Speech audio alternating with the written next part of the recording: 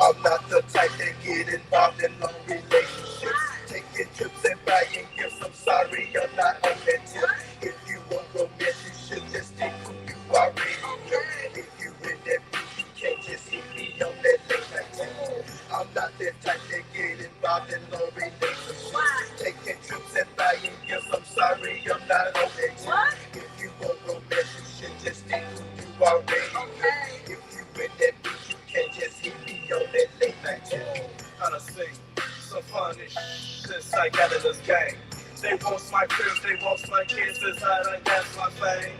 I never recall you asking your last boyfriend for Nathan. But now the big criminal gold get you aggravated. I need a coach bag. I can't be even doing it. I need my hair done. Me too, I ain't got nothing to do with it. I've been doing it, doing it since the first time you asked. And might I add, players like me can't be saving you rap. I ain't with that nonsense or that lovey-dovey mess. Feeling kind of hooked. I call it all I want is sex. Simple Victoria's Secret. Richardson failed to qualify for the 200 meter. So I can get something right to go up in my knee. Now I'm feeling fine. Nothing but sex is on my mind. If you cannot please me, boy, then please don't waste all of my time. Got you caught up in the mist. Mystic girl from Triple. Late night tip is all we have. It's time, so drink that shit. I'm not the type that get involved in long relationships. Taking trips and buying gifts, I'm sorry, I'm not on that tip. If you want romance, you should just stick who you already know. If you in that beat, you can't just hit me on that late night tip. I'm not the type that get involved in long relationships. Taking trips and buying gifts, I'm sorry, I'm not on that tip. If you want romance, you should just stick who you already know. If you in that beat, you can't just hit me on that late night tip. I can't understand why this boss be tripping. Can't stand the heat, get out of the kitchen while I let my legs drop low to the ground. Just a young player trying to put my bed in. Freaks wanna trick, they be constantly paying. Not a girl up, they be constantly laying. Rainbow in on a summer hotel. Oh well, that's what the juice may stay in. Gotta have a lady that wanna do what I do. Like sit and work all love, cut high school. Some of other players in the 3-6 mafia. Can't cut our own skin, giving in the swimming pool. Never trying to argue, bump you up. I keep a package in the hashtag, go real tight. Never have to say all talk, had a bud like just for your face on the moon like take night. 3-6, Tuesday, bumping in music. Girl like Tyson, Coop, I take your group, I'm about to lose it. Need to be that lean, that group, that dance inside the party. Always kinda lonely, someone want me, hold me. I say, come here, come here, come here, the group start crying tears. I can't think positive when no one cares of how I feel. Relax my mind, sometimes that I even justify. All that I own, you've been so good. Yeah, I don't mind if I take you back. I didn't even know I was still on mute. I thought I already unmuted it. But I'm going to take you back to one of my favorite songs from a very underrated artist, Tweet featuring Missy Elliott. Turn off the lights. God damn you, chocolate women. Oh. You stupid for this. If this world were mine. Woo! Kwame, we don't take them down like polka dots. Holla! Come on! Woo! I like this.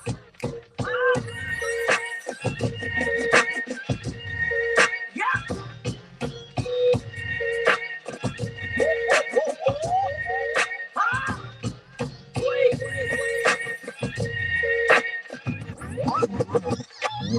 Yo, this so sick, I gotta take it back one more time. Huh? Wicked.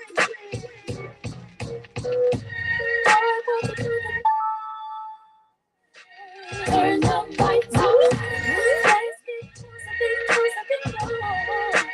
Turn the lights on. Baby, we can get to know each other. Turn the lights on. Let's go places, you and I in a room so dark. Hold me tight all night. I saw. Kiss me.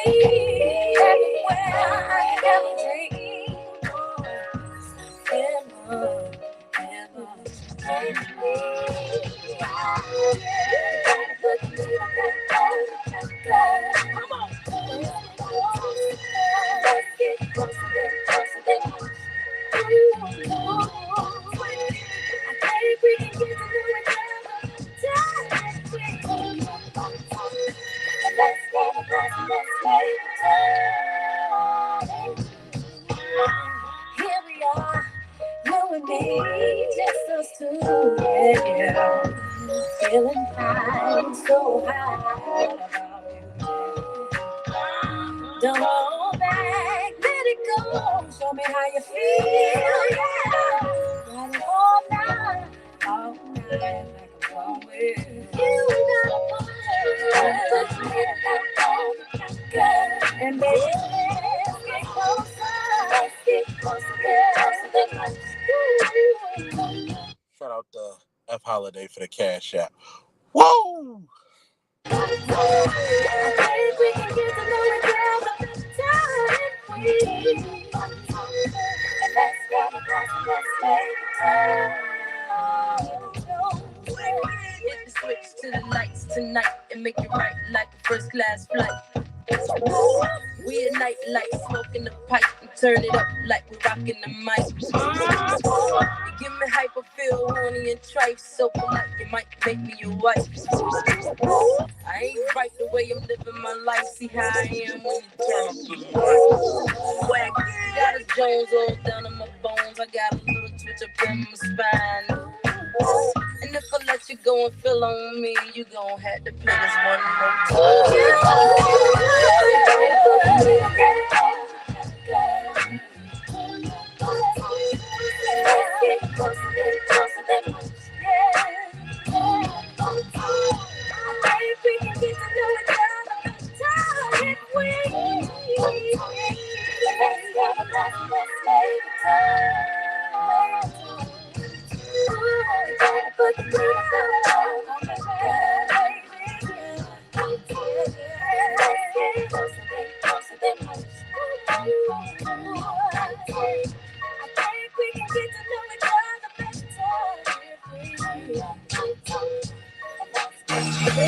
Nah, we ain't.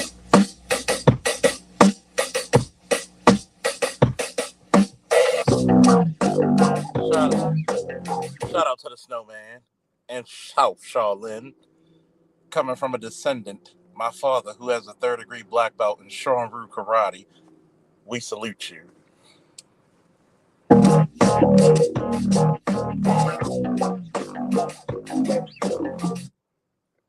F. Holiday, Elongo, the Macho Man, Randy Savage, Simply Deep, TD Game.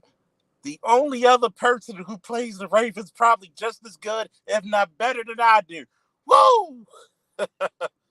Simeon Addison, what's up? We're going to talk about them changes.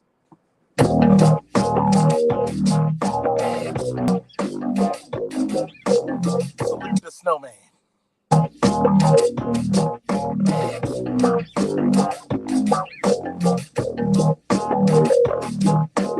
Nobody moves, there's blood on the floor.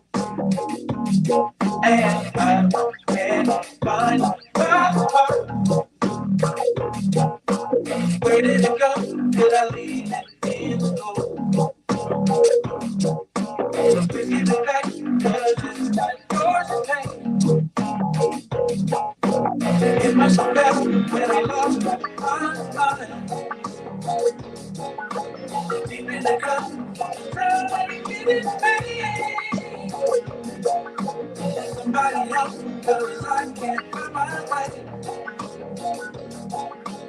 Nobody moves, nobody moves.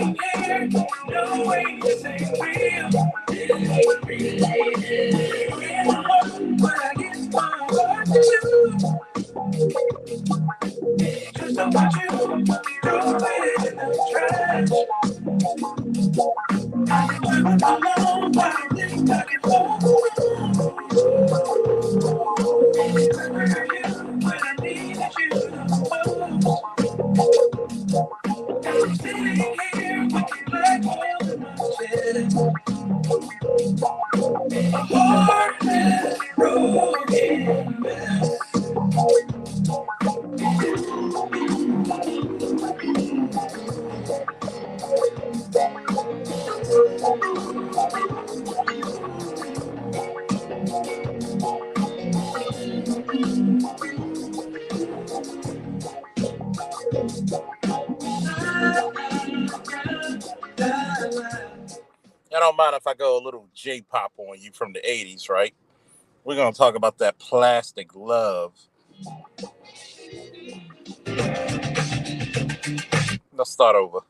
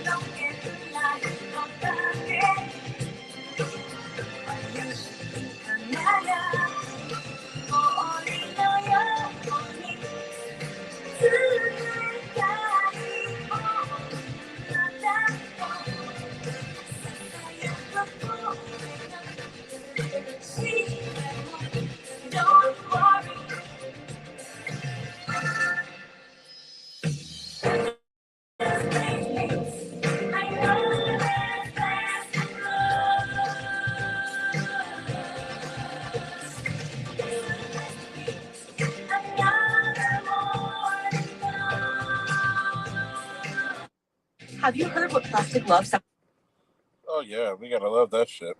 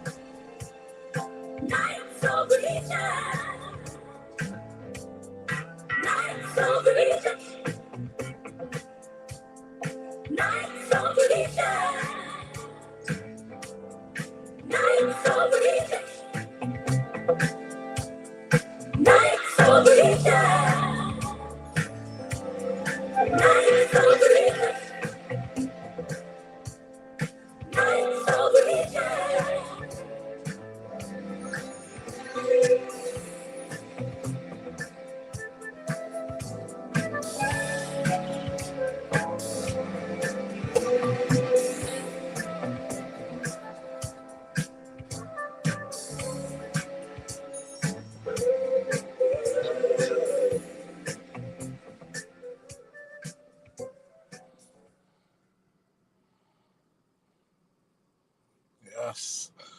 Woo! 4th of July recap. How y'all doing today? Hopefully you ate well. Wishing you all well and not in hell. Woo! Man, I ate good at this cookout. Shit. Mm, mm, mm, mm. Had a little bit of plastic love. And while we were going through some plastic love, we took the tickets to go to Nights Over Egypt. I swear to God, man, you could put the last 50 years of women together and you get like Patrice Rushen, the Jones girls. And see, you're not a bad chick until you can be fully clothed and still considered ultra beautiful, ultra sought after. A lot of these chicks got to take off clothes because the face ain't matching. You could take any one of the Jones girls fully clothed, and they will always look better, even than my generation and the generations now women that they so crave behind. Mm, mm, mm. This has been an interesting 2 weeks, if not month. I started out in this BIH talking about I'd rather be an honest asshole than a deceitful friend. Man, man, man. This is the reason why I tell you, brothers out there, it is very hard to talk to women. Not because, oh, I don't have game or nothing like that. It's because, let's face the bullshit. Women don't like to tell the truth. And there's a very few select women who come out there and say, yep, this is how it is. I may have to leave a friend from 25 years alone, one, who's a lesbian, and then two, if you're a lesbian, what the fuck do you care about Roe v. Wade? Unless there's something you like to tell me. You're not a lesbian, you're not totally gay, you're bi. So how the fuck would you care about something that doesn't affect you?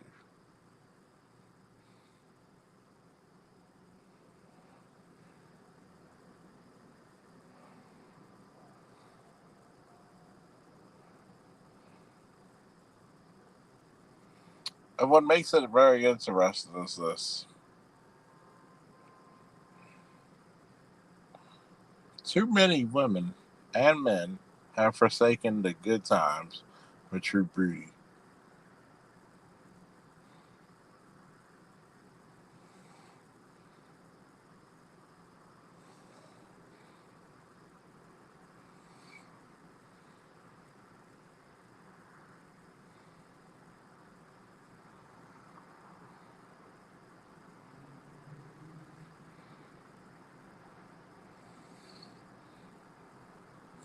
So I'm just wondering, while we up here, I'm gonna tell you fellas, from this point on, I don't know what to say.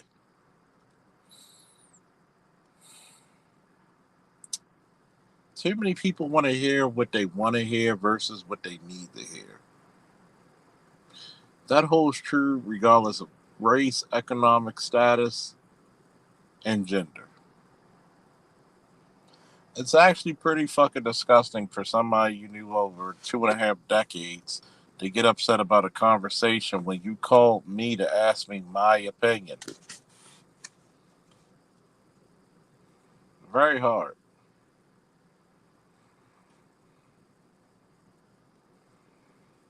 I'm just confused.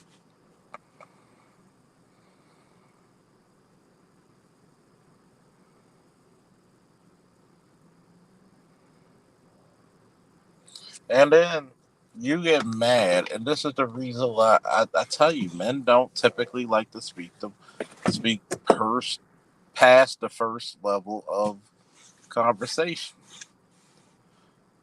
Because one, in order for you to make anybody feel threatened by anything, you gotta pitch a bitch.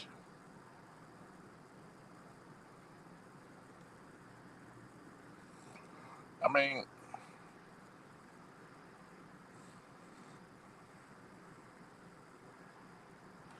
I mean, what is going to come up of this?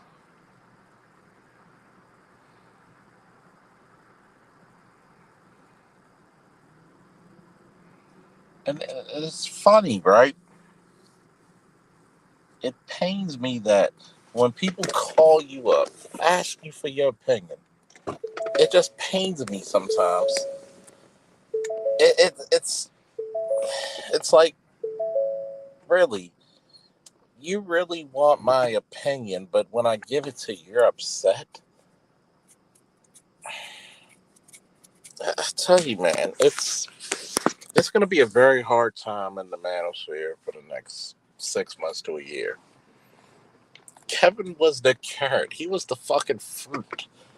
The fucking pineapples and cherries and all that. He was a fucking fruit basket to these women. And I keep warning women every fucking day. What's gonna happen when men no longer question why you act a certain way? Then versus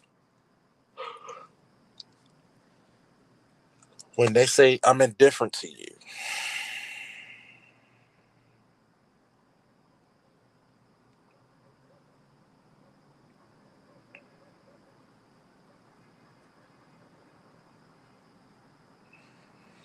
I just don't comprehend very well or something. Why do you ask me my opinion and you can't take it? Hmm.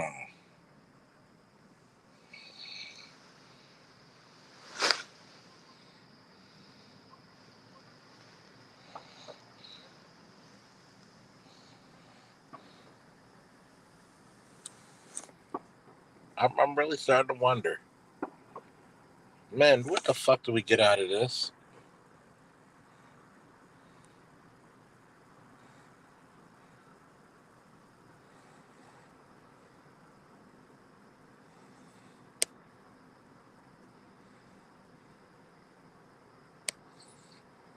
I just don't get it. I really don't get it when you try to give somebody some honest feedback. Are there going to be some L's you take by yourself? You betcha.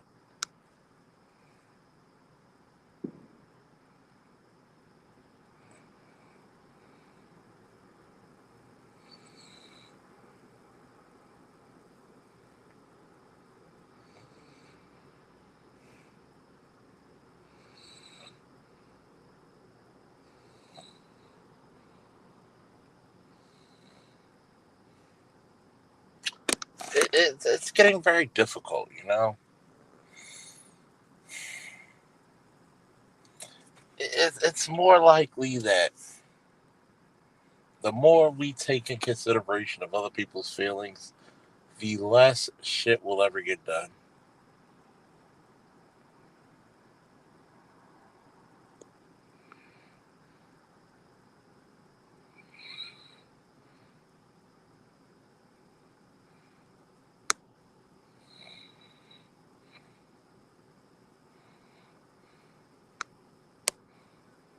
I'm wondering if anybody understands my plight.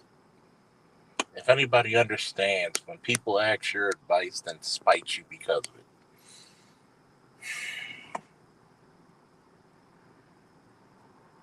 it. It's no different than when talking about the Roe v. Wade. Thank you for the 4th of July, Namer. And it's hilarious.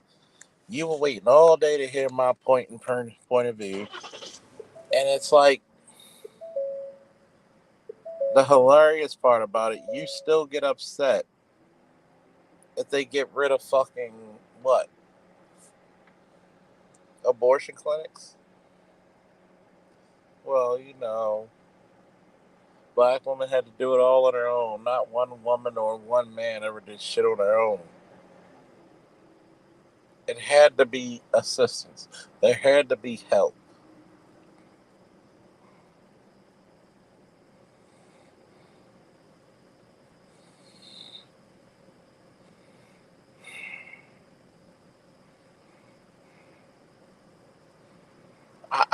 just look at it like this is the reason a lot of the community, society, whatever you want to call it, is so stagnant. Everybody gets in their panties about other people with different points of view. I see nothing wrong with it.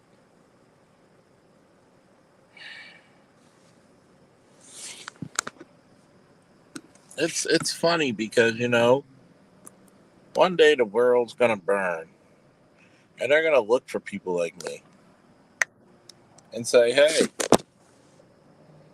we want to listen to you." Well, it's too fucking late now.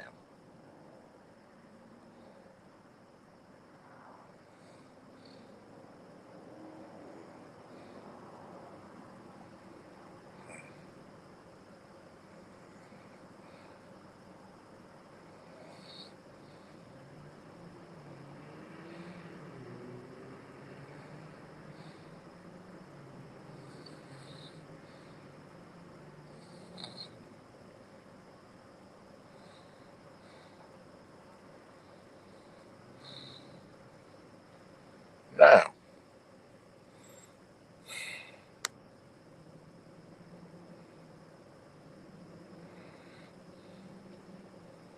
uh-uh.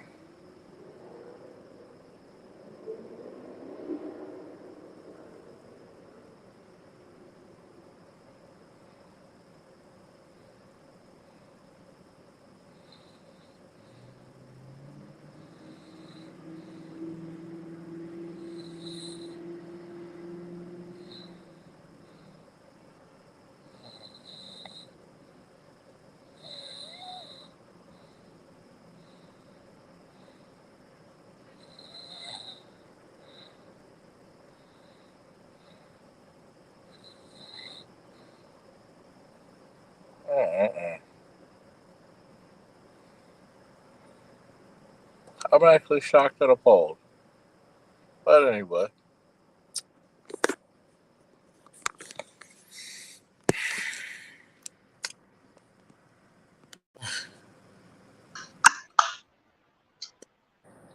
we got Namer. Yes.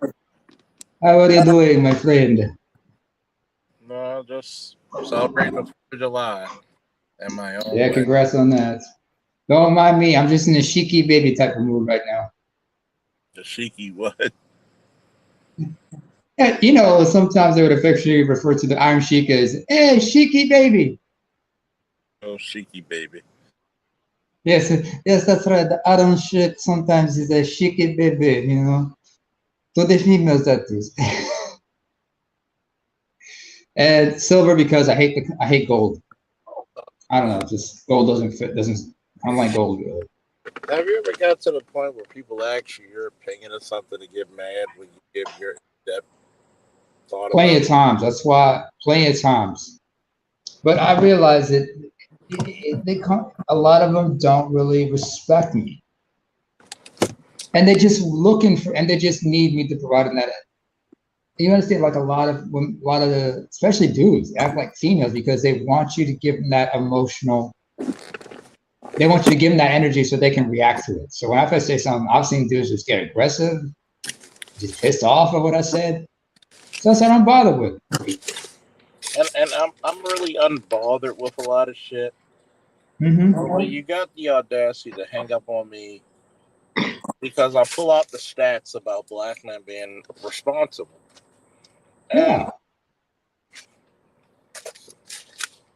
if 50 Hey, This is brother why I Charles, how avoid you certain doing? What's up, conversations. other brother on the panel? What's up? What's up, What's man? good, brother? What up, Macbone? Hey, man, I just gotta say this, man. I learned the two A's that get women to listen to you. One is arousal, one is adversity.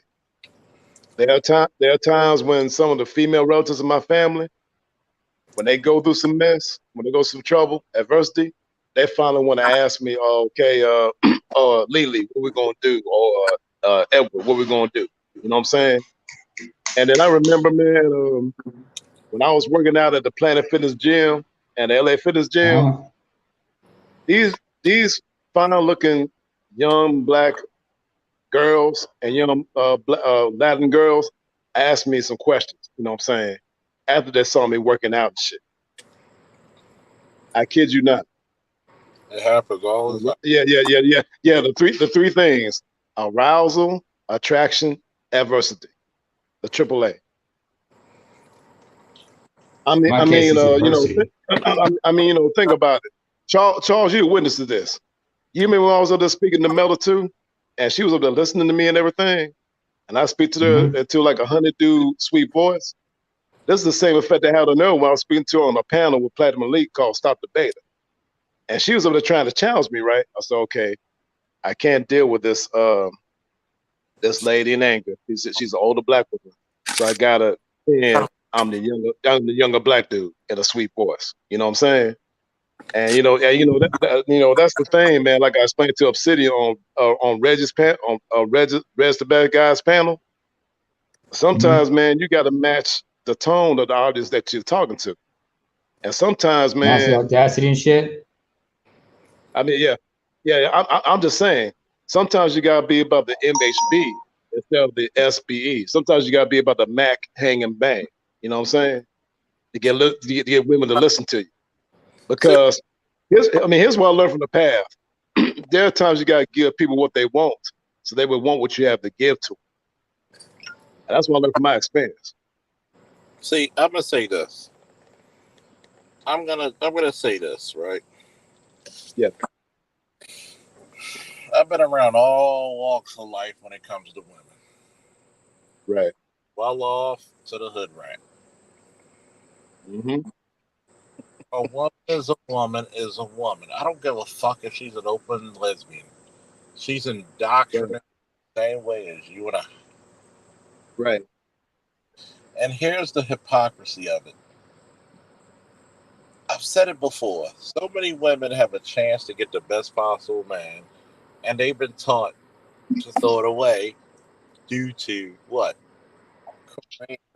And a lot of them don't have very good, stable careers that could supplement a city, a state, or a nation. right. And what happens is when you tell them the truth, look, it's okay to blame dad, but when mom's in the picture and she's struggling, we're supposed to open up the fucking floodgates. Right. I'm personally fuck all that. If you didn't want me when you like me, then or don't ask my opinion anymore, because you know I'm gonna go in.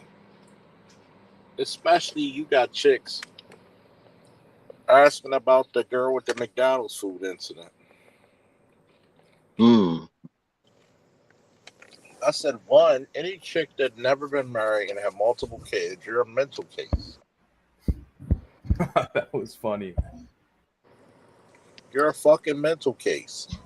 And I remember my homegirl, because she's an open lesbian, and she says, well, even when I try to tell her, like, look, don't hang up on me, that's disrespectful.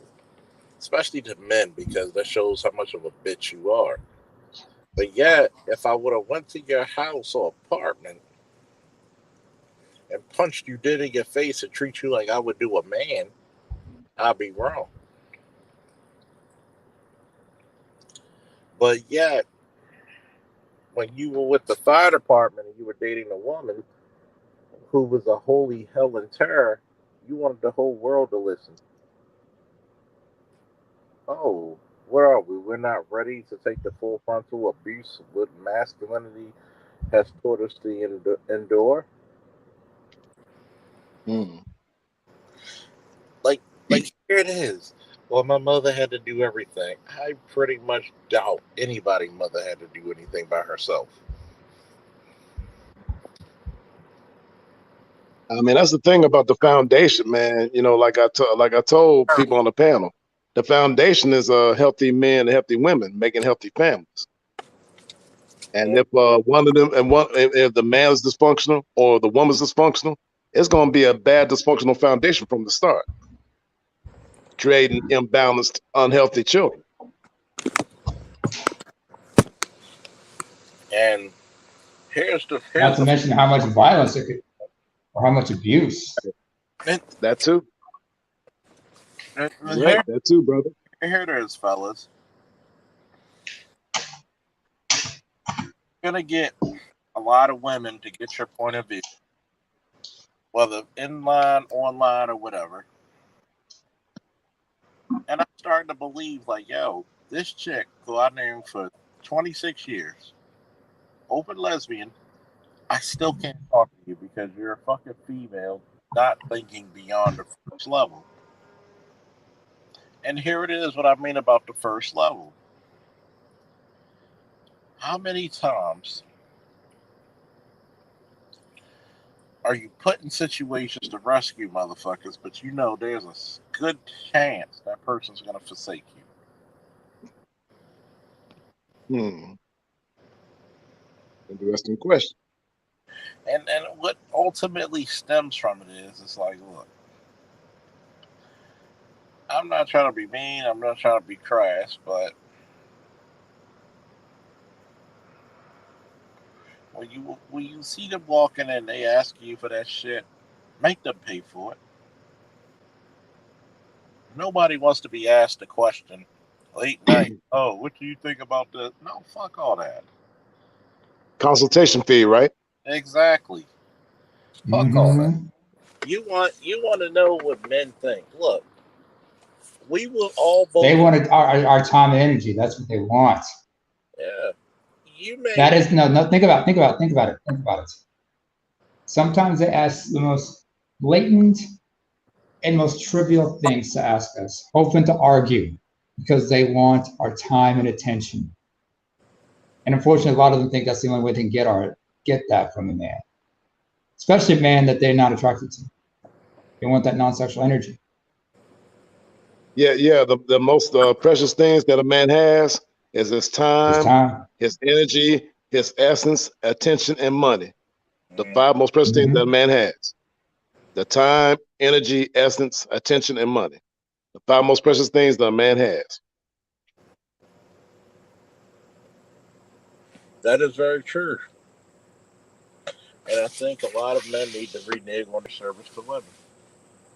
Not because I'm saying it's mean. I'm saying it because let's keep it a buck. It's not appreciated, dude. It's not. How the fuck? It's about taking care of your self-interest. Exactly. Hashtag men first by Grown Man Business. Shout out to him. Shout out to GMB. Hashtag men first. How the fuck? Look at it this way.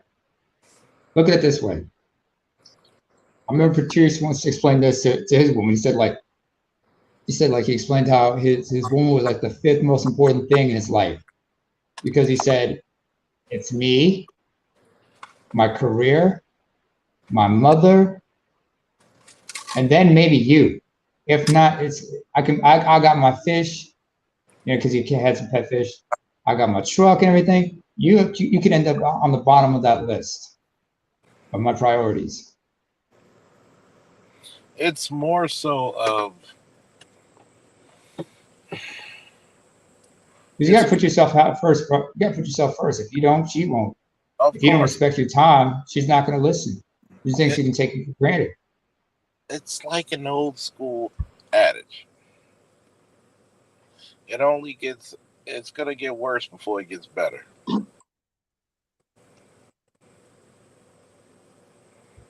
Oh, yeah. It's going to get worse before it's better. But yet, that person who wants to step up to the plate, they're going to see obstacle after obstacle. That's why it's going to feel so good when you know your people are doing well. But for some odd reason, we're hell bent, and I do mean hell bent, on dysfunctionality. And that's why I said on the live stream, man, that the new religions of Black folks are dysfunction, social media, and entertainment. Those are the new 3 religions of Black folks. It's no longer Christianity, Islam, and Judaism. And I mean, you look at Sunday, Charles. Most of the live streams that be appearing on YouTube would be on the weekend, either Saturday or Sunday. Yep.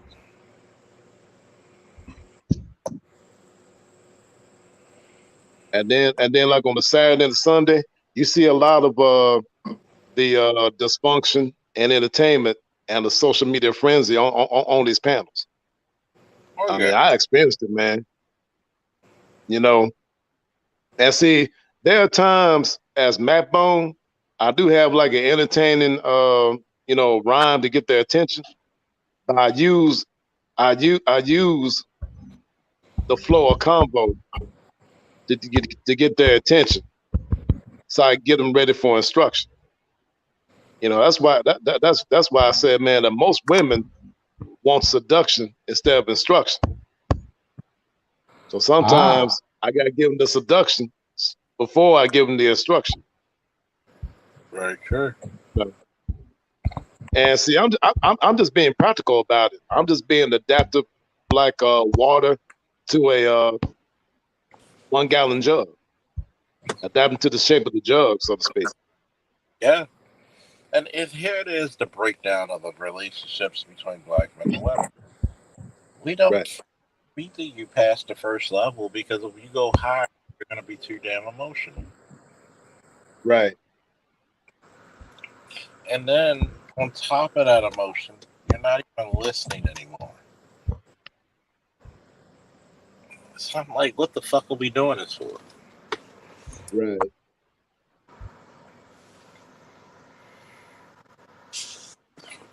You don't feel appreciated in your own damn community. But yet, these are the Yeah. same chicks that get upset if you go to a non-black female and start a healthy family there. And these are And, chicks and see- that put you in the yeah, first. and see, that's the thing, Charles. Here in Dallas, Texas, it's like some of these black women be looking at me funny, man, while I speak good, fluent Spanish to some of these Hispanic sisters out here in Dallas, Texas, when they see me speaking some Spanish. You know what I'm saying? They're looking at me, wait a minute, who's this old nigga speaking Spanish? Yeah, Yeah. But see, the thing about the Latina females, they are raised to be attracted to machismo de la verdad. In other words, authentic masculinity in Spanish. Machismo de la verdad. Yeah. but it varies from place to place. Hmm. Because like how it is in Cuba is not the same how it is in Colombia. How it is in Right. how it is in Nicaragua may not be like how it is in Peru. So, but in general, I see your point. but Yeah. I mean, that's why I see in common among the Latin women, no matter what Latin country they're from, when Hmm. they see men about the masculinity about their business, they are attracted to that and respect that because that's what they are raised to do. You know, because I they grew up in the family when they saw that real masculinity and about their business of men from the dad. You know, complete opposite in our community because the women don't want the men to lead.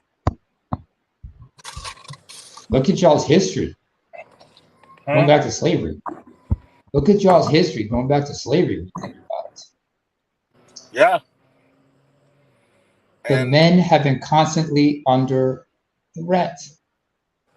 They even went as far as to terrorize black boys into submission. yeah, A lot of people forget about this, like take the whole thing of buck breaking.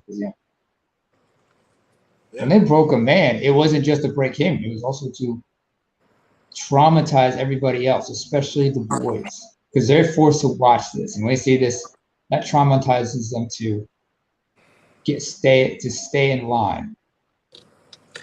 yeah. And here's And the that generational trauma upon trauma upon trauma. And of course, because of that, they misconstrued that, that's why the animosity between black folks and homosexuality, especially in the Caribbean islands.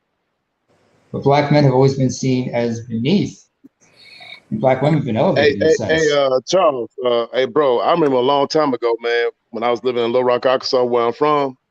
I remember Mm-hmm. this neighbor of mine, this lady named Rosalind, up there asked me a question why she had a hard time, getting orgasm with a man.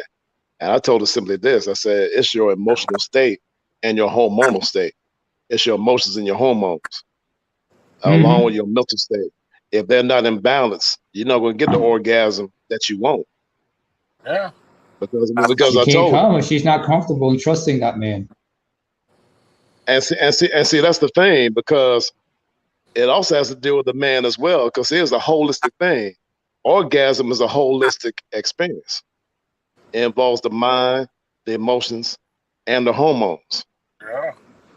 You're speaking my Balancing language, the dude. testosterone with the estrogen. You know what I'm saying? And if either one's testosterone level or estrogen level is off, you're not gonna have the orgasm. And you know what Rosalind said? She said, Edward, you're the first brother to be able to explain this to me on a scientific level. And I said, and then I told her, I said, Rosalind, it's not scientific, it's common sense and experience. But that's the That's problem. it. And I learned this from the women I dealt with over the years. I paid attention. I didn't just pay attention to what Damn. the women were saying. I paid attention to the way the women, what they were doing, the way they were behaving. I pay attention to their emotional state.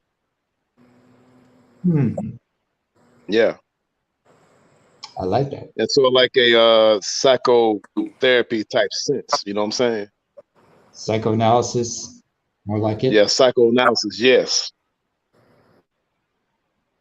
A street level of psychoanalysis. A street level. That's why everybody was trying to size each other up, trying to read each other, trying to figure each other out. Yeah. We live in a time where people just, instead of loving people and using things, we live in a time where people just love things and use people.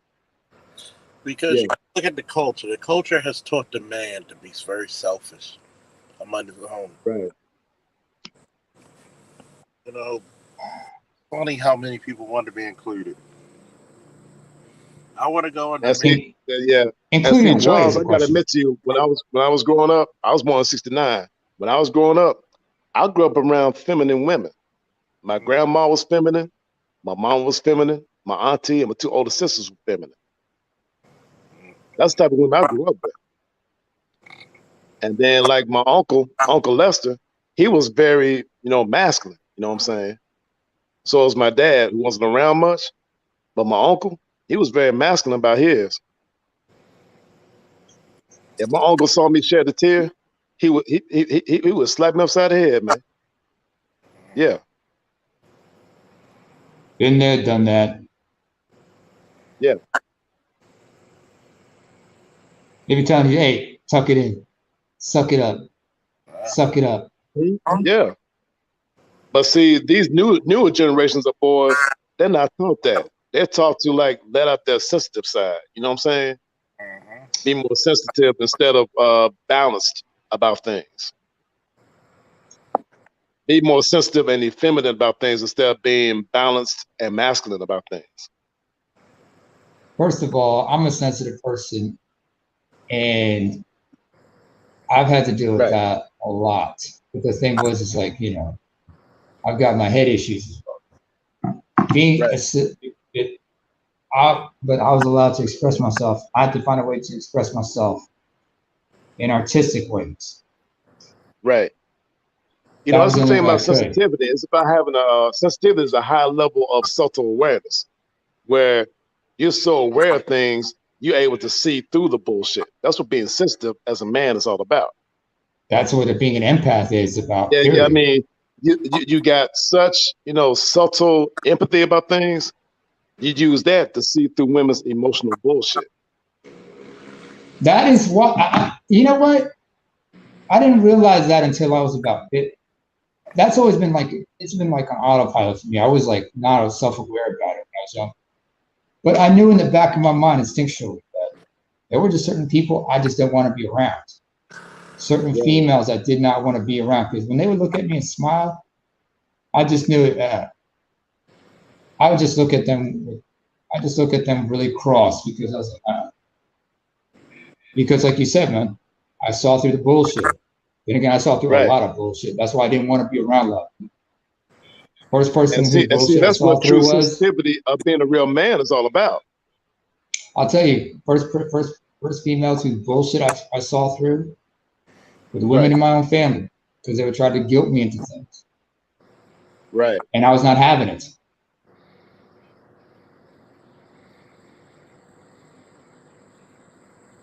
someone close to me, she had to, when I got older, she looked at me like, I guess she didn't know what the term was, but she understood why I was the way I was. And fortunately for me, my grandmother was like, leave him alone. He sees, he knows I too was, much. yeah.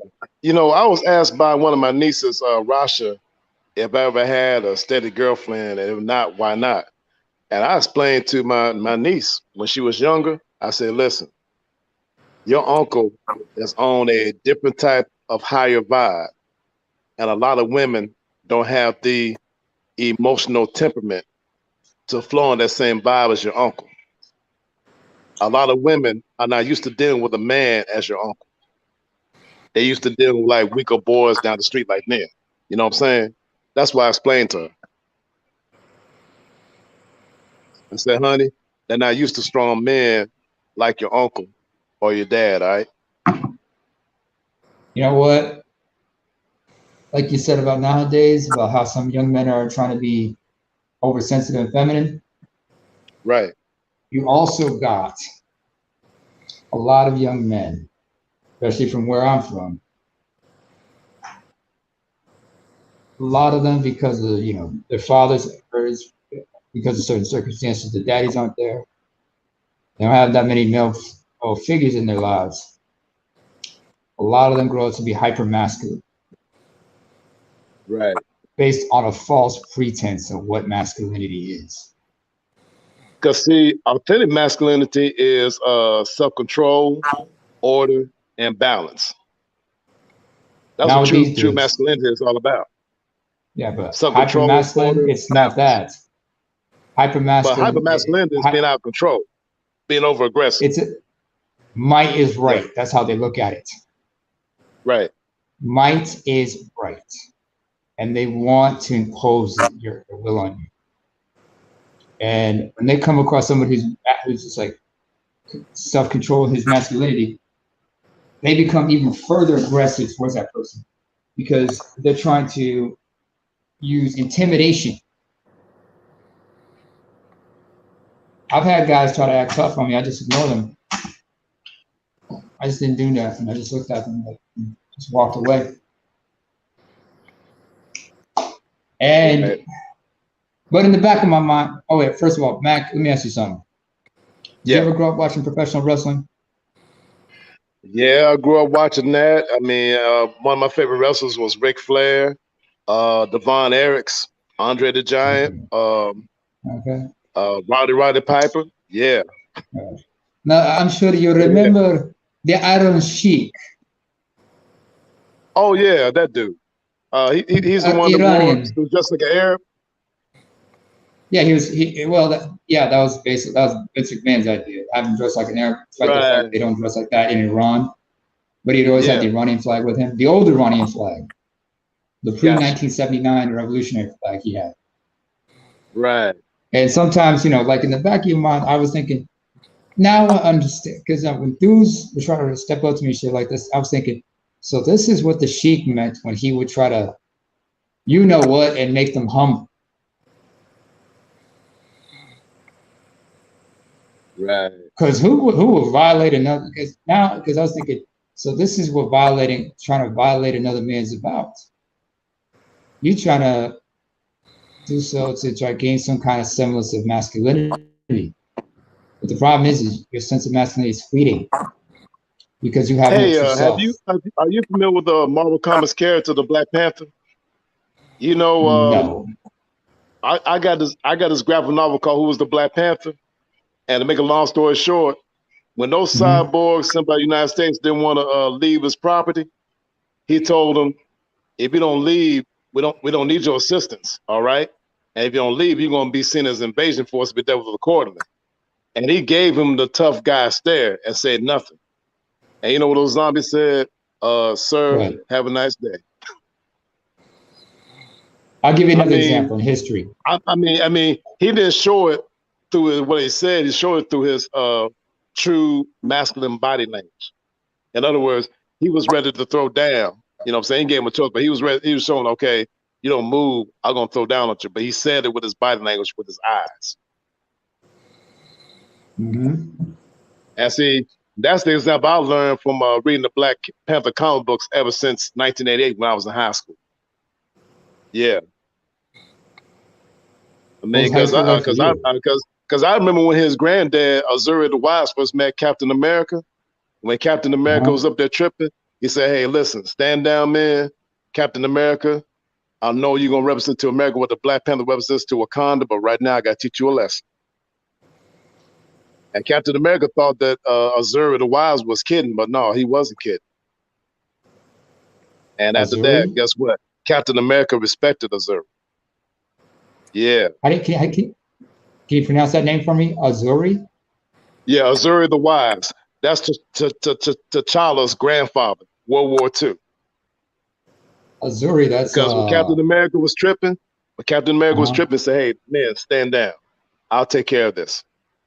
He said, "Hey, man, Captain America, you gotta realize you're speaking before a king, you in Wakandan sovereignty, but you didn't want to listen. I'm gonna have to teach you a lesson." And guess what? After the Black Panther beat up Captain America, he healed him. You know what I'm saying? So that shows about a man going on all cylinders. The Black Panther is a prime example in comic books of the genius Bruce.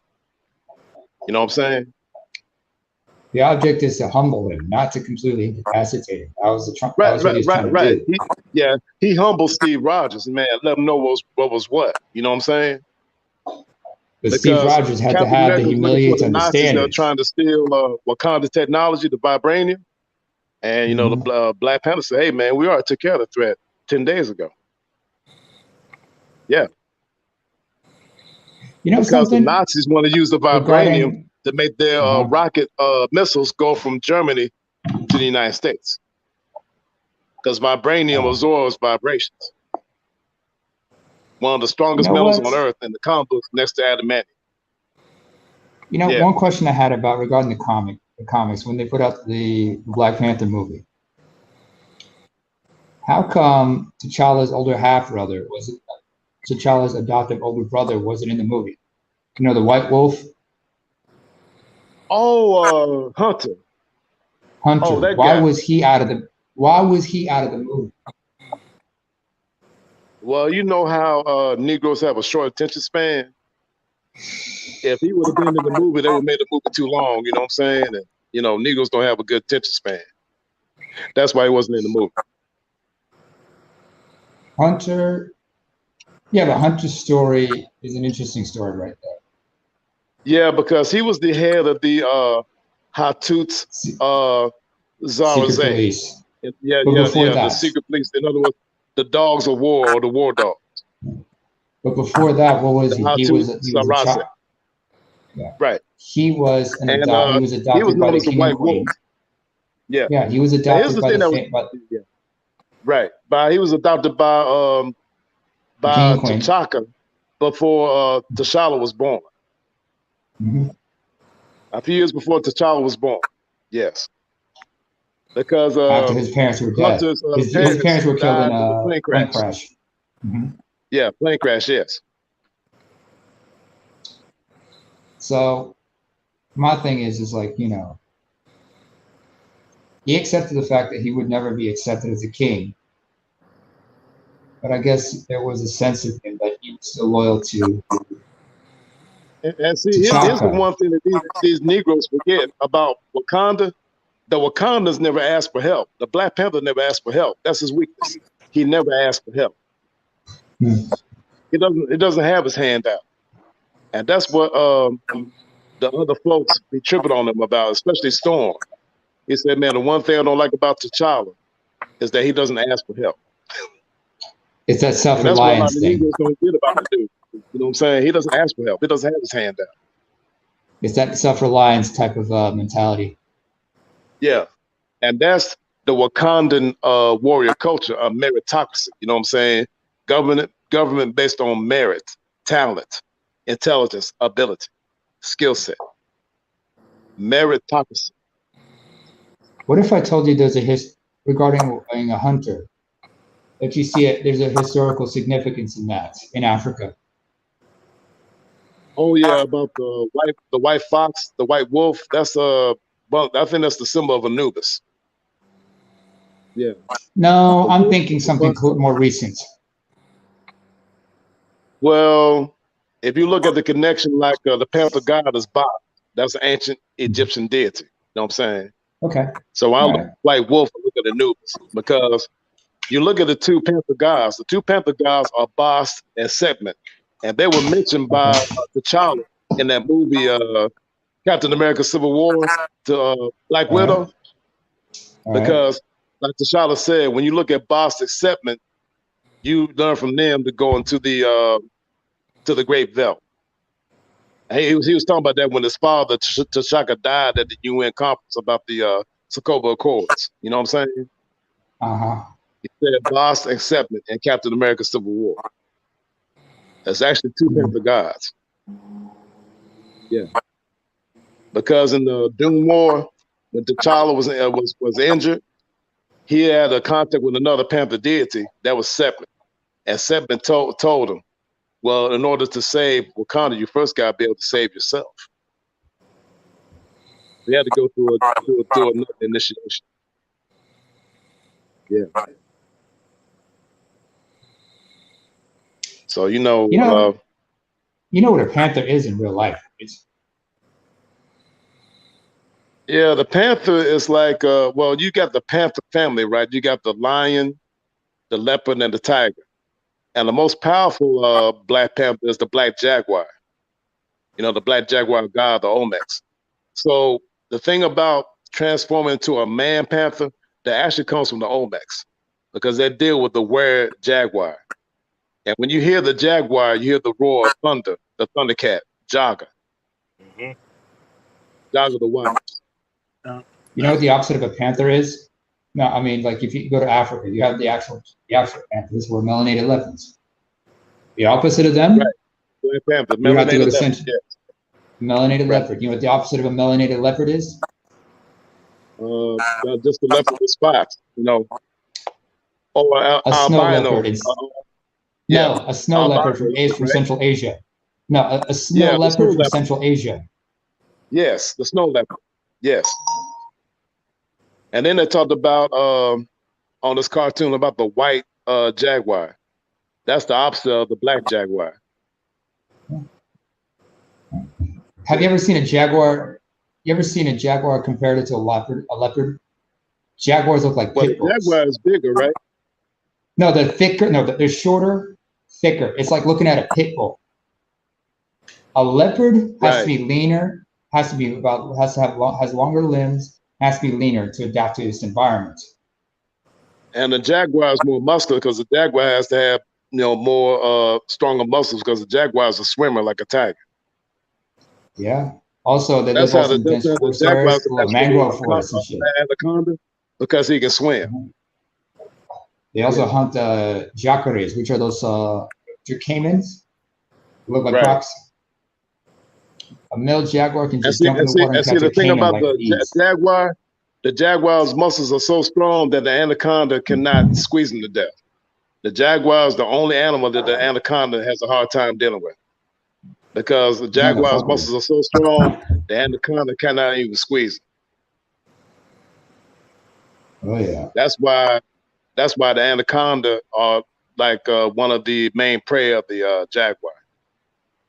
Because what the jaguar does, he gets on top of the anaconda and bites to the top of the anaconda's skull. That's how the jaguar kill their prey. Powerful jaws they have on this. And see Powerful the ass jaws. thing about it, brother. As a Native American myself, you know, I'm sort of like a melanated Native American because I have a Native American name and a medicine name. And when I look at the Okay. name Seven Moons Epic, that's my Native American. Seven Moons Epic, that's the hero's quest, the hero's journey. And the panther is the tone connected to that.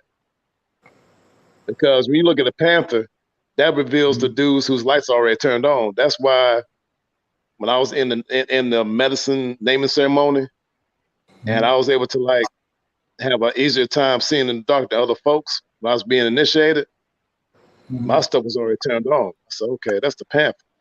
The panther has an easy time seeing through the dark Mastering the darkness, that's one of the attributes of panther medicine. But the most important attribute of panther medicine is patience. That's the first You have to attribute be of a panther patient medicine. hunter. Yeah. You have to be a patient hunter. Right. I mean, you And ever see another lepers when attribute they of get when they're panther medicine is the hero's quest, the hero's journey. Yeah. That's interesting.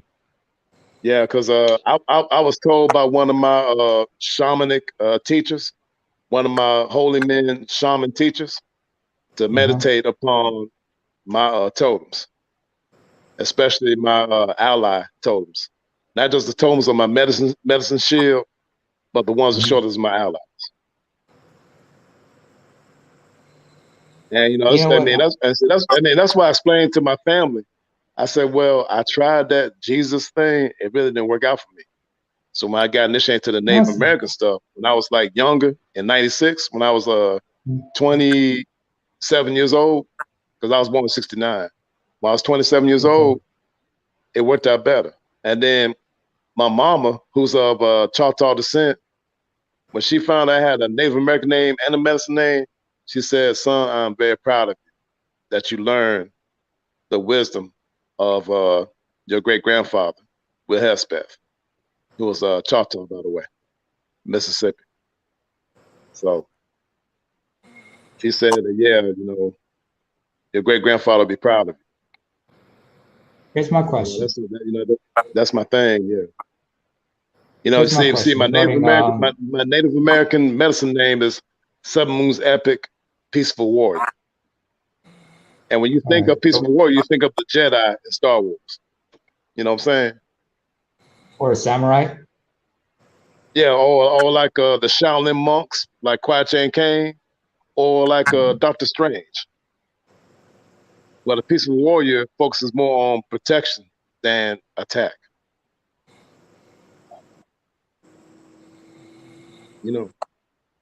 Okay, here's my question. Given Go ahead. how jaguars are revered in Native American mythology, what about pumas? Oh yeah, that goes back to the mythology of the North America. Because see, the puma would be the panther of North America, while the jaguar would be the panther of South America. Actually, you have pumas in South America, especially now like the in puma, the cougar represents leadership. You know what I'm saying? That's according to the book, The Medicine Cards by grandmother Sam's, a friend of grandmother Selma's. I mean, grandmother Twyla, who's a sister to my teacher, grandmother Selma. She was one of my shaman teachers, a Cherokee. And then there was also Red Wolf Shadow Warrior, who's also another one of my teachers. That because when they looked at me, they said, Edward, you look more Native American than Black or African American. You're more like the original tone, so to speak. Yeah. That's what they know. Yeah, that's very true. That is very true. Because a lot of times when they speak, they go, like you said earlier, they go off their feelings and they want to deny all the facts. Right. Happens when you have nothing but facts. They're going to try to change the subject or I'll talk to you. Right. Instead of sitting down saying, okay, this is going to make the relationship we have better, you're going to have more conflicts. When it's dealing with one of these women, why? You got to look at it. A lot of women in our community alone do not respect Black male authority. And a lot of them have been raised and reared and socialized to not respect Black men. Of course. Look how they treat their fathers. Go ask your father. Right.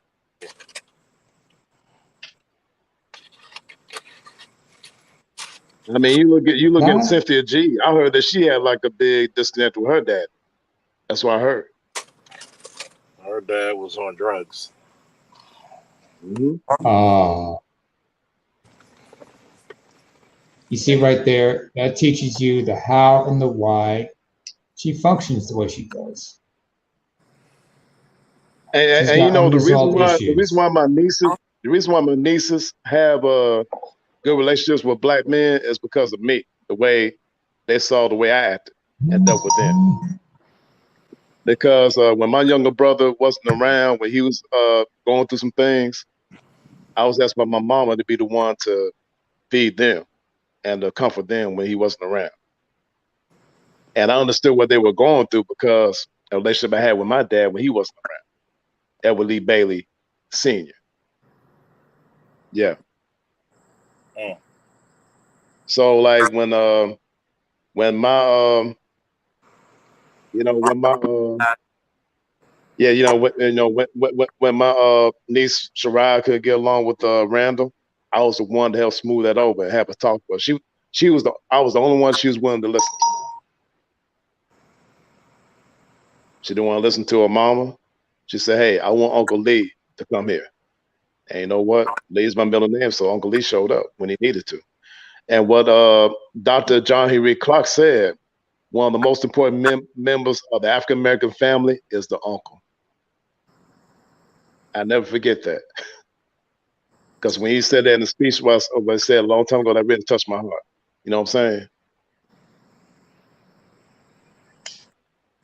And I had a talk with my nephew Joseph. He said, "Uncle Lee, I understand. You are on a different vibe than my dad and Auntie Diane and Auntie Faye.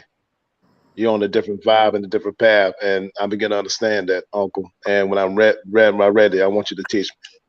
So I taught my niece Shariah and my nephew Joseph some martial arts techniques when they became ready. So they know some stuff, man, and because every time they came to my place, they looked through my books. Well, even me telling them. Yeah. Yeah, I even asked my nephew Joseph, "Hey man, nephew, what you doing looking through my book, The Tao of Sexology? What do you want to know about that? You need to look through the Tao De King first before you read that book, nephew. The Book of the Way and Its Dr. Power. King. You need to read that first." Oh shit. It's interesting you bring that up because there's this podcast I listen to. He's a history professor who's into Taoism. He's got a full lecture about Taoism, about the Tao Te Ching. He also has he also has a podcast called History on Fire. He did a two-part episode. He had a two-part story about this one Zen Buddhist monk. His name was EQ Shoujo. Right.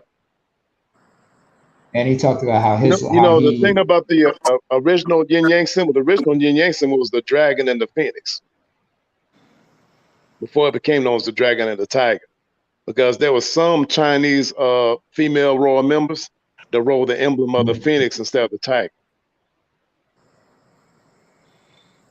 And then when you really look at it, you know what I'm saying, that goes back to the ancient mystery schools, to where you deal with like Amun Ra and Mut, Asar Aset, Heru Heteru, or Heru Hathor, the yin, the yang, and the yin. Masculine, feminine, light, dark. my symbol, the two wolves. Yeah, the two wolves, or the two serpents, or the double-headed eagle. Name a few. I know too many countries who use a double-headed eagle as a symbol. That represents the left eye of Horus and the right eye of Horus. And that's also Khonshu's symbol. Khonshu means the traveler, or one who travels. Traveler is the moniker for Mason. Like they ask you, are you a traveling man? Are you a traveler? Khonshu comes from the Egyptian word kins, Khens, which means to travel. Khenshu means traveler. Khonshu means travel. One of my name in the ancient Egyptian order through Dr. Malachi York means Ba Khonshu Re, one who travels as the Hawk of Re. The Hawk of Re is two birds, the eagle and the phoenix. Because the thing about it, the original symbol for America was supposed to be the phoenix, but they thought they revealed too much, so they changed it from the phoenix to the eagle. But guess what? The eagle and the phoenix are both the sunbirds or the firebird. American bald eagle. What's the original fire? The sun. What's Gotcha Man all about? What's the ship of the Gotcha Man known? The phoenix. And when the Science Ninja team got a problem with one of those machine monsters, they said, hey, go into the Firebird. And with that Firebird, they destroy the enemy ship. Yeah. And then the 5 teenagers, like Ken, Joe, June, Rocky, Jimmy, represent the 5 elements. The eagle represents the soul, the solar. Is that why when you look at a car that's called the Firebird, the design is that a phoenix rising from the ashes? Pontiac. Yeah. The Pontiac Phoenix. Yeah, because Pontiac in the Native American refers to the Firebird, the phoenix. That was the name of an American chief, Pontiac. Yeah. Also, ancient Egyptian, they had their own eagle, but there was also another bird that they also revered.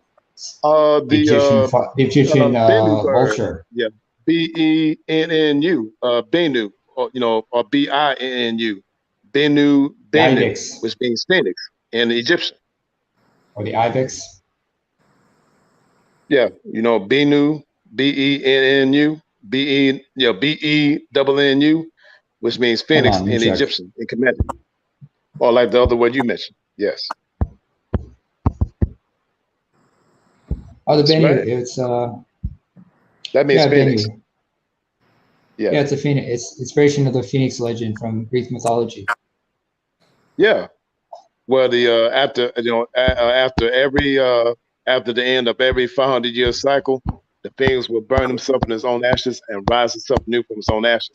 Because the phoenix represents resurrection, renewal, regeneration, and transmutation, and the sun.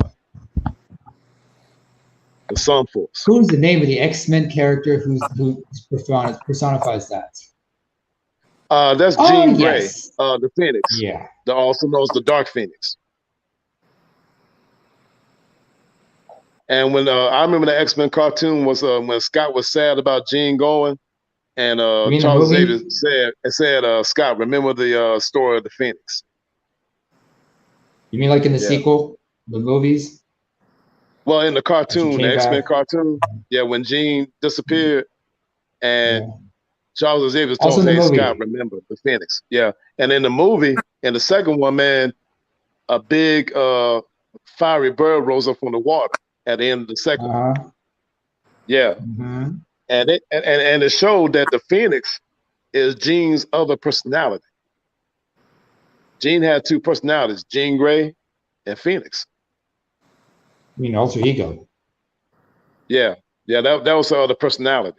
And see, Charles Xavier had to put certain psychic blocks in her mind to keep the Phoenix from taking over, because if the Phoenix will come out, it will destroy the world.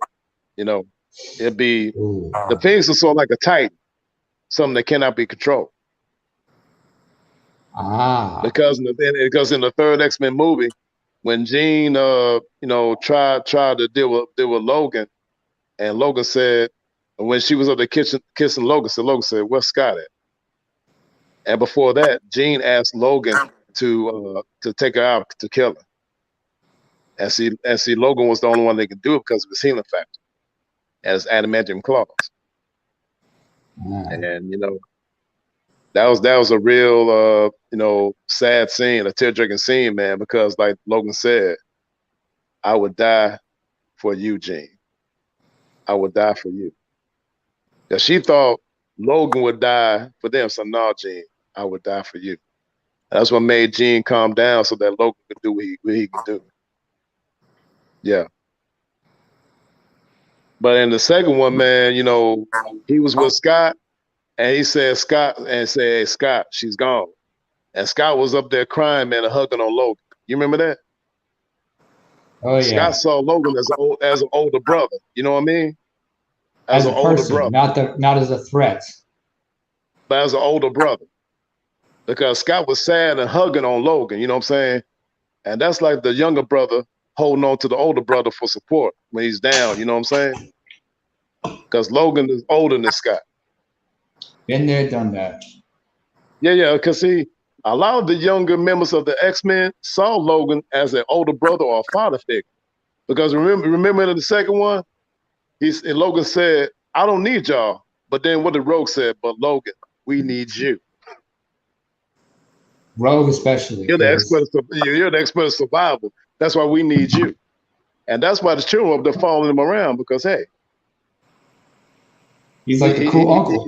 See, Logan doesn't ask to be looked up to, but he's naturally looked up to, man, because he's a survivor. You know what I'm saying? I remember that scene, man, where Stryker was up there looking at the kid. So Logan, you gonna side with him? Yeah, I'm gonna side with him. He's up there carrying that mutant kid, and that mutant kid stuck out his lizard tongue at Stryker. When Logan was up there carrying him, hugging him. And see, that's the thing. You know. Hey, do you know what the X-Men kids call Logan? They call him Professor Logan. He doesn't want to be called that. He just want to be called Logan. But the kids is just gonna call him Professor Logan. He said, "No, just call me Logan." But see, it's that thing that he generates because he's a authentic masculine dude, man. You know what I'm saying? He doesn't demand it; he just exudes it. Yeah. Kids, it's off his aura, man. Yeah. And see, Logan was trained in the ways of the samurai 100 years ago. You know what I'm saying? He was trained in the ways of the samurai and other Asian martial arts. He's also a Civil War veteran, along with what's his name? Sabretooth. Yeah, he's part of Weapon X with Sabretooth, Silver Fox, Maverick, Wraith, Deadpool. Oh, yeah. Yes, the mark with a mouth. Yeah, because see, the healing factor that they use to put on Deadpool, that's copied from the stem cells of Wolverine and his healing factor. Yeah. But he couldn't shut the fuck up. Of course, there's this one YouTube channel I watch where they profile the personalities of certain comic book characters. Yeah. And they were thinking, and the theory was that hey man, when the Black Panther needed somebody real crazy and insane for a mission, you know what Black Panther said? Hey man, I need somebody real crazy and insane for this mission. Hey, give me Deadpool. Where can I find him so I can hire him? You know what I'm saying? That was the first thing that came to Black Panther's mind was Deadpool. Yeah, what's Deadpool at? Well, Deadpool. You got handed to the Black Panther, man. He knows how to profile folks. Yeah, well, Deadpool is what might be considered like somebody with bipolar who is in a manic state, because he's always talking to himself and thinking out loud. Not out. Some people say that Deadpool has a dissociative personality disorder. That too. Yeah, because when he took that serum, that accelerate healing factor serum, it not only healed him of his cancer, it made him more insane, because it not only healed his regular cells, it also healed his cancer cells, made his cancer cells to be able to regenerate. That's what made him insane. Because before they gave him that serum, he was diagnosed with cancer. What type of cancer was it again? It was like a cancer. At first, it was in his lungs and his spleen and everything, but it spread it out. Lung it spread it out to also his brain and other parts of his body. So that's why we took the healing factor, it became disfigured, because it not only made his healthy cells stronger, it made his cancer cells stronger, and it made them virtually immortal. Because when the X-Men went into the future 350 years, Deadpool was there. Still talking his ass off. Still annoying. Yeah. Still enjoying a chimichanga every once in a while. Yeah. And see, that's what I enjoyed about the Deadpool movies. And the ironic thing, the guy that drew the character based Deadpool's regular human face off the face of Ryan Reynolds. That's what tripped me out. And And yeah, then but who's think about playing that. Deadpool in the movie? Ryan Reynolds. Think about, yeah, but understand this. Ryan Yeah, Reynolds, most of his career, he's played assholes. So he's yeah. a fucking asshole. So he was perfect for the role. And he's funny. He plays the funniest assholes on film. I'm telling you, man. I've I mean, like in seen. that movie, you remember that movie Red Notice with The Rock on Netflix? Who he was funny in that one. Uh-huh. He was the funniest asshole ever. And Wasn't then that you remember movie that where part they're at a he diner? played with Hobbs and Shaw. That movie Hobbs and Shaw with The Rock and Jason Bateman, and then Ryan Reynolds, where he played his Oh, friend but not his friend. I think so. Yeah, yeah. But that You ever was seen before Red Van Notice. Wilder? You ever seen Van Oh Wilder? yeah, I love the Van Wilder movies. They were funny as hell, man. Ryan Reynolds made that stuff rock. Yeah, How about I remember the Van what's that Wilder. one movie? What's that one movie with Anna Faris and Elizabeth Smart? Yeah. Just Friends, something like that. Oh yeah, when he used to be the fat dude, and then when he Mm-hmm. came back to town, then with Kim Smart, he became a slim, Mm-hmm. handsome dude. And then he dealt with Elizabeth he Smart, was a manager for this rock and roll lady star that was pretty Anna Faris, possessive of. Anne Faris Yeah, from Ann the Faris. Yeah, from Scary Movies, from the Scary Movie yeah, yeah, franchise. yeah. It was funny, man. The rock star was just pining for him, man, just possessive of him, man. I mean, she wanted to actually jump his bones, man, have sex with him, man. But But he was he pining was simping for on what's Kim her Smart. name? Yeah, He yeah, was simping for her. Simping. yeah. But then He at was the end of simping the movie, hard. Kim Smart realized that all this time that she was actually in love with dude. You know what I'm saying? Bullshit. Okay. Well, according to the Hollywood fantasy blue pill type thing, but through the lens of a red pill, which I am, I'm sort of like a red pill guy myself. Yeah, Mhm. she fell in love with the dude when he lost the weight. That's the red pill version. Yeah, they The have. blue pill fantasy version is that she was in love with him when he was big and fat, but in the red pill version, what we really know to be in reality, he lost the weight, then she fell in love with him. You know, Here's a but see, better example Hollywood I'll give you. understand. I'll give you a better Yeah, example. The show yeah. Family Matters.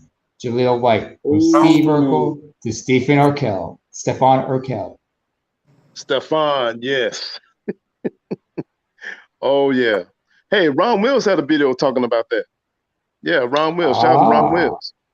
Because Ron Mills is about men being complete and thorough. Uncle Because Ron, Ron Mills Uncle got a Ron. regular channel, then he got the Deep Thought channel, then he got the Money Mhm. Matters. So in other words, You Ron know Mills wants you to what? be on all cylinders, a thorough guy.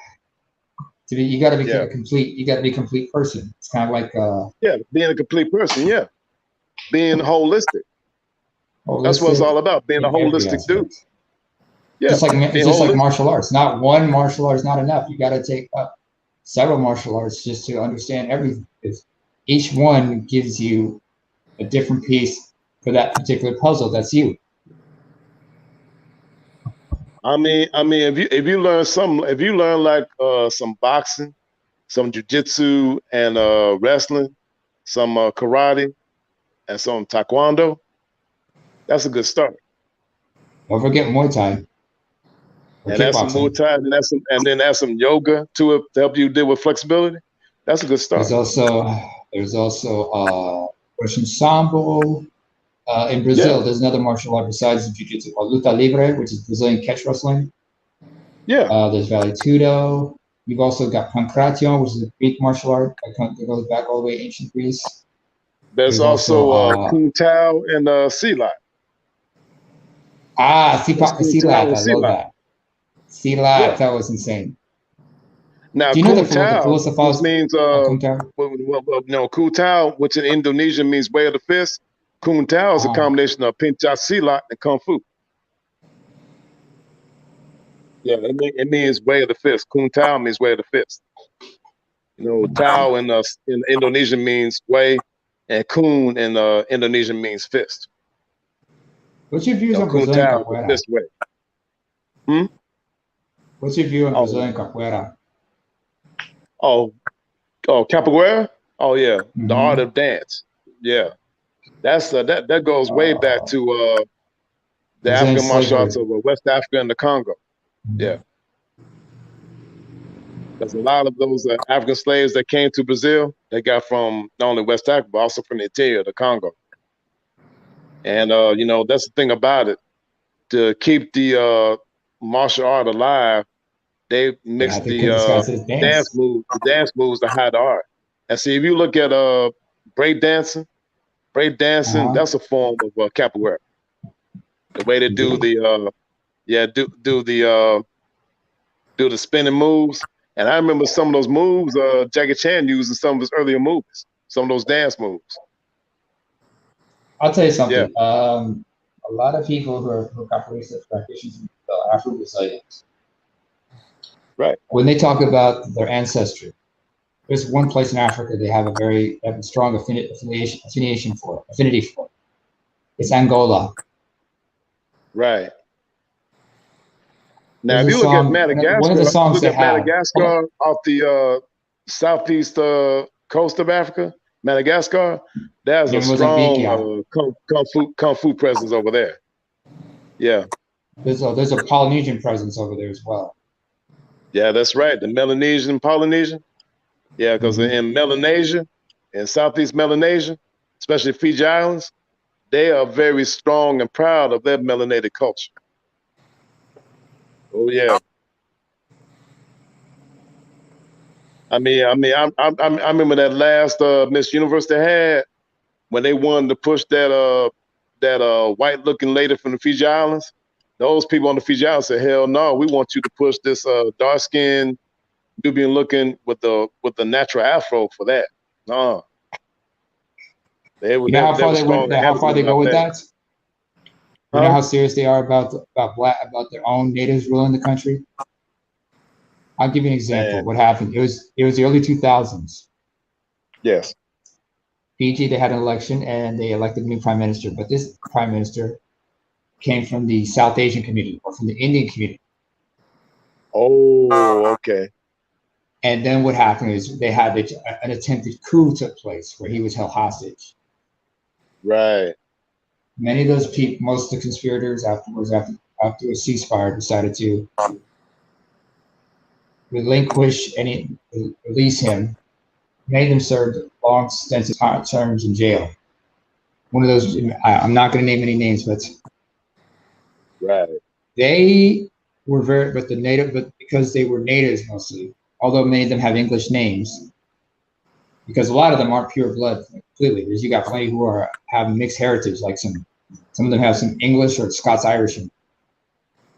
Hey, I remember in the first Hidden Colors movie about Tariq Nasheed, he was showing the pictures of him, you know, touring the Fiji Islands. There was a lot of melanated people in the picture, man. That man, you swear they look like your relatives. Real talk. So man, and like if you go over there, man, it's sort of like going back in time to the '70s. We had a lot of black men and black women wearing the afros and all that. Ah, yeah. You know, I said, man, I gotta visit Fiji someday, man. I'm just saying. That place, Papua New Guinea, and other places are like the Solomon Yeah. Islands. Mm-hmm. Don't forget the folks in Australia, the Aboriginal folks in Australia. But the unique Yeah, thing I about the heard that folks in the Australia, native Australians wear afros too. Yeah, the yeah, but here's the thing Australian about them. so-called Aborigines. Yeah, but Yeah, here's the weird thing about them. A lot of them have naturally relaxed hair. But here's the thing: what's really unique about them is this: it's not uncommon to see an Aboriginal child with blonde hair naturally. interesting. They grow blonde. For a lot of them, their hair will actually grow blonde. It'll turn out blonde, right? Okay, And this is before they come. This is before they came to contact with Europeans. Their hair is naturally blonde. that sort of remind me of But as they get Ethiopia. older, they You get know, darker. Huh? Come yeah, again? right. Yeah, in Ethiopia, there's some folks that have like the natural blonde hair as well. There's some sisters over there that have the natural blonde hair as well in Ethiopia, and also in Eritrea. You know, You they also have got that Armenians over there. natural variety. Yeah. I mean, my mom, she has her hair. I think it's my mom or one of her sisters has her hair's not naturally black. It's actually like dark brown. They're not sure how that came about. And you know, the Ethiopian Coptic priesthood over there in Ethiopia, that's a strong occult mystical order over there in Ethiopia, the Ethiopian Coptic priesthood, Ethiopian Coptic Church. A lot of They were it is mentioning a lot they of were it is mentioning influenced. yeah, they were mentioning in the book Jazzy Melanin by Carol Barnes. Some of those Ethiopian Coptic priests are actually going according to the ancient Nubian mystery and Kemetic mystery novels under undercover. You know what I'm saying? It's sort of like A lot of it's Santeria in Brazil, where they use the names of the saints no as no no no no no substitutes no no for no the wait names wait of wait the wait wait wait Orisha wait wait Yoruba wait wait deities. wait wait Yeah, I hold mean, it hold it hold I it mean, hold up hold up I hold guess. up hold up. Santeria is Puerto Rican. In Brazil, it's candomblé. Okay, Domble. Okay, I got you. Candomblé. Yeah, Domble. they get they Okay. look particular. Yeah, they look particular about that.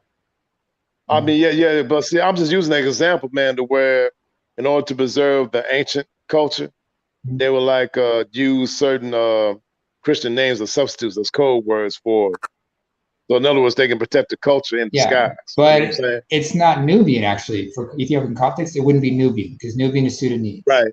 What it Yeah, is Axumite. because It's yeah, because see, the Axumite. thing about it, yeah, you're right. Because Ethiopian in ancient times was known as Nubia, while Egypt back in the day No, was no. known as Kemet. Ancient Nubia was Sudan. What you had Sudan. at that time, yeah, is ancient. Yeah, Nubia is in Sudan. Ancient Nubia is in Sudan. That's where the Okay. word Ethiopia comes from. But modern day Ethiopia, along with the northern part, along with Oh, yeah, modern that's day right. Eritrea. Ethiopia would be known as Kush, of course.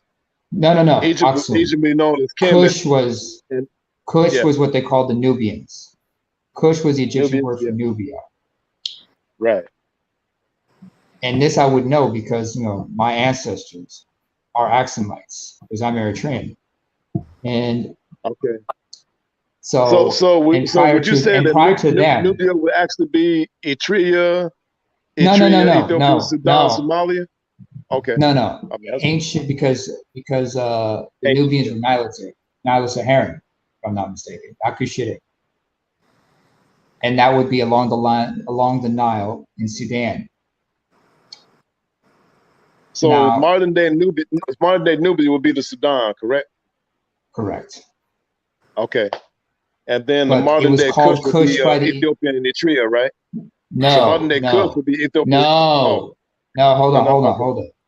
hold on. Go ahead. Kush is what the ancient Egyptians called modern day Sudan or Nubia. Okay, I got Ethiopia you. is the Greek equivalent for that word Oh, because that's they right. both mean Ethiopian is, black yeah, that's the Greek. face. Yeah. Ethiop. Ethiopia, Yeah. and from Greek. Ethiopia comes Yeah. Ethiop. Yeah. So, and the folks in Sudan, they didn't call themselves Kushites or Ethiopians. They called themselves Nubians. South of Yeah, them, because the modern day, word Aesop and Aesop fables, Aesop in the Greek means Ethiopian or Kush in the Greek. means land of the Aesop. black face or burnt Right. Land of face. the blackface. Yes. I got you. All right. But the people south of them were a hybrid because Oh, that's the right. accent. Now I remember you, man, because you're from Eritrea, right? Yeah, that's what I just said earlier. Okay, that's right. Yeah, we had that long talk before after Yeah. Charles or Down. Yes. Man. Are Yeah, we I remember you offline or still recommended me online? those Eritrea images on Google. I saved those on my Yeah, iPad. I Yeah, I appreciate it. saved Well, those. appreciate you learning. Yeah. Are we still online? Yeah. Oh yeah, we're online. Yeah, Because I'm going because see to. the thing with me, bro, my ancestry Mhm. actually goes back to also Benin and Togo, the Dahomey Empire, Iwe from Benin Dahomey. and Yeah. Togo. I found out that my great grandmother Lome was named after the city Lome in Togo because Benin and Ah, Togo together used to be known as the Dahomey Empire, the Iwe people. And Iwe in the Yoruba language means healer, herbalist. Yeah. Iwe are people you find also in Ghana. Yes. So I guess through my dad's line, not only the Blackfoot, but the Iwe folks, because the Ewe. major slave stock in North Carolina, South Carolina, were the Iwe people. Ghana, Benin, and Togo. Here's an interesting thing. In Iran, you have black people, right? Yeah. Yes. Many of them came from two specific, and it's believed that they were brought mostly from Ethiopia, but they came from two specific ethnicities: Gurage and Oromo. And if you're familiar with another, and plus there's a person from 16th century or maybe 17th century India named Malik Umbar. He belonged to a people called the Habshi. He was a slave who was brought to India from ancient Ethiopia, from modern Ethiopia. Malik means ruler, right? Yeah, Malik Umbar. Well, Malik means king, actually, in Arabic. King. It's sort of like the Arabic word Malik, which means king, right? The actual word is actually Malik, but y'all just say Malik. Okay. Well, okay. Yeah, Malik is the Arabic version, while Malik is Malik is the Arabic version. Malik is how y'all say it in English. Okay, I got you. Okay, Malik is Arabic and Malik is, that's how I would say it in English. Okay, I got you. Yeah. I kind of like that people when they told me their names. According to Cousin T-Tall, Scorpion Entertainer who wrote the seduction scriptures, the Malik would be known as the genius bruiser, the complete guy, the complete dude. Genius bruiser, the Malik. Then I came, I came up with the female counterpart to that, the lovely bright, also known as the Fatima. That's what I came up with. In other words, the Fatima, the lovely bright, is the complete, thorough woman. And if you look at Taoism, the complete dude would be known as the dragon, the jade dragon, and the complete woman would be known as the tiger, the tigers, or the white tigers. Yeah. Yin and yang. According to Taoist thought. Yeah. Yin, feminine mastery, yang, masculine mastery. The black part. Yang is the light. The tigers Yin and the is dragon. darkness. Yeah.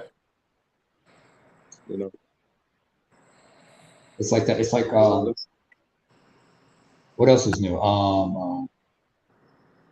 Here's one thing I want to mention. I wanted to mention this earlier because we brought up leopards and panthers and stuff, right?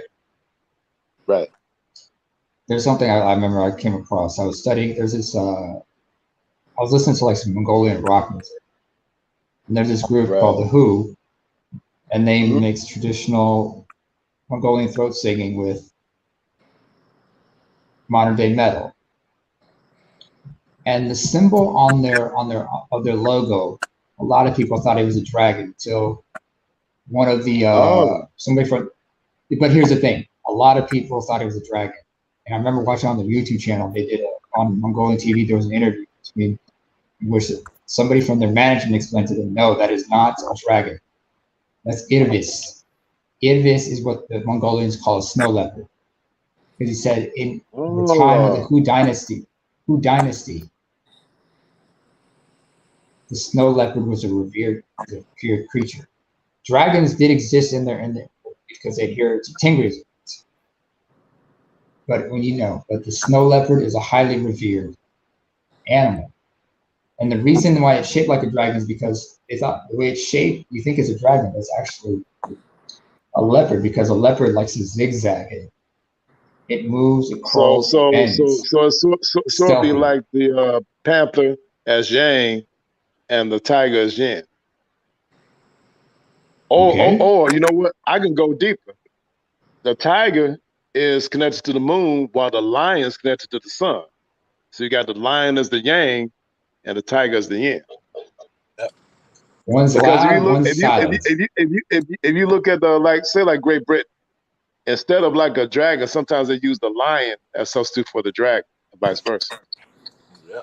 Actually, Wales has a dragon on their flag. Right. In Wales, they have the dragon on their flag. In England, they would have the lion as one of the symbols on their coat of arms. Yeah, as in Richard, the Lion-Hearted, and Robin Hood. Yeah. England's national soccer team has 3 lions on their coat of arms or on their emblem, which is why the team is sometimes affectionately referred to as the 3 lions. And hey, if you look at the Conan the Barbarian stories, Conan would be known as Amra, the lion, while Belit would be known as the tigers. And the first love of Conan was Belit of the Black Corsairs. And the Black Corsairs called Conan Amra, the lion, while they called Belit the tigers.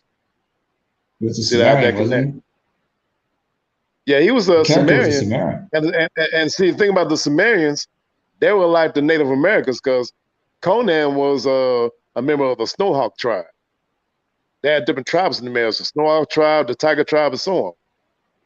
The He Sumerians were worshipped sort of Crom, akin to the Native Americans. and he worshipped Crom, was a And see, deity. where did the Sumerians come from? The Atlanteans, which is actually a black civilization. Did they? Okay. Yeah, think about that. Because the reason why the Black Corsairs accepted Conan because their culture and Sumerian culture was similar. All right. Because not only the Black Corsairs dealt with totems, the Sumerians dealt with totems too. Because they said that Conan, the way that he moved and climbed, he moved like a lion and also a panther. Yeah. That's the both of those. Yeah. Well, you You know. got to be a leopard to be adapted to things. You got to be like a lion. Yeah. I mean, but you know, but see, the thing about Conan, he was so big. I said, okay, this is a big dude. He can't be just a panther. He's also Amra, a lion. And you know, lions are pretty big. So that's why they call him Amra. He was the lion that moved like a panther.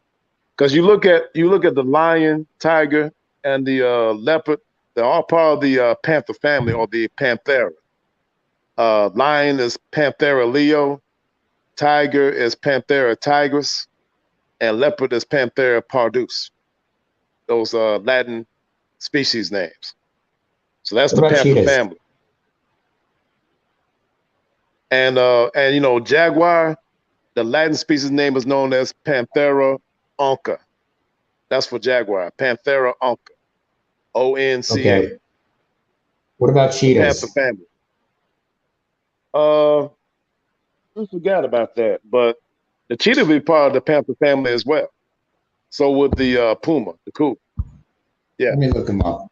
Oh, there it is. But see, I'm just looking at the way that the cheetah moves.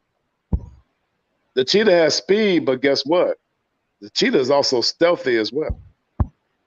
That's part of the panther family attribute. It belongs to the genus. And one of the attributes of panther medicine is speed. It's speed and agility. Yeah. Okay. I mean, one of the attributes of panther medicine is agility, speed. Yeah. Okay. And you know, think about the panther. That's also a warrior totem. Okay, because see, the most the highest of African martial arts is the lion and the panther. Those are like the highest. Genesis Puma Concolor. Okay. Yeah, I mean, you know, think about. Have you heard of this guy named Mahat Kalindi Iye? He had this essay on the internet called "The Human Leopards and Lions That Walk Like Men." Whoa. And then we used up there talking about the certain rituals that they went through, certain physical and herbal rituals they went through. That describes the Black Panther comic, you know, that sort of thing. Yeah, you know, the Black Panther. The Black Panther told the things that we ingest certain special herbs and undergo rituals which I cannot speak of. I'm still here. Yeah. When the Black Panther first appeared in the Fantastic Four number 66, 67, 68. Hey, y'all got work in the morning, right? I'm actually off tomorrow. Oh, wait, it's 4th of July. Everybody's is off today. Right. Yeah. I mean, I'm not sure who's this. Yeah. I mean, Who's off? Who's been off like Friday, Saturday, and also Sunday and Monday? Besides me. Good point. Yo, listen, I gotta break out. I'm gonna catch y'all later, all right? It's All right, 9 then. a.m. What? over here, Hey, not to get my ass up. what was your name, brother Hanayama? Neymar. Neymar. Okay. Yeah. Yeah. Good to see you again, Neymar. My name is Edward Bailey, aka Mapbone, aka Simuzet. Macbone. Nice to meet you, Uncle Mac. You stay safe. Charles. Hey, nice to meet you again, Neymar. It's Hey, all Charles. good. Whoa. Yeah. Yo, you all right these days? How you holding up? I'm doing fine. How's the ankle? That's great. Mm-hmm. Yeah. I was like, I noticed like you were kind of like wheezing a little bit. I was wondering, yo, you did a sinus fix check lately? Oh yeah. I know how wrestlers get their noses all fucked up. I'm doing well. I mean, broken noses aren't uncommon in wrestlers, just like in rugby players. Yep. Hey, Charles.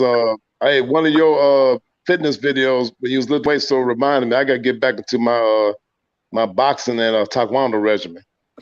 Wait a minute, you're talking about the lightweights or the heavyweights? The When he was lightweights at the are funny as training hell. room. Yeah, when he was at the training in the weight room, because part of my training as a boxer is weight training, bro. That's another part of it. Oh yeah. Training, Brother's looking like weight training and weightlifting. Yeah. Because Hey Coach Charles, Norman Baker also when we had gonna me see you? lift the weights. Hey Charles, Yeah. when we gonna see you start working out with Mark Henry? I don't know. That's a good one. It's gonna be funny watching him work out with Mark Henry. Because that's a big. You ever seen how huge that dude is? How big he is? Oh yeah. That's a solid 400 pound man. Hey, Charles, how old are you, bro? 42? About 40. 40? Yeah, you about around the same age as Super Slide 75 and LAR Movement. They are about 45. Peace out. Yeah. All right, peace out, Neymar. Good to see you again. Since we got Neymar out, it's a good time. I'm gonna see everybody later, probably tomorrow. Peace. All right. And peace out. Whoa. Yeah.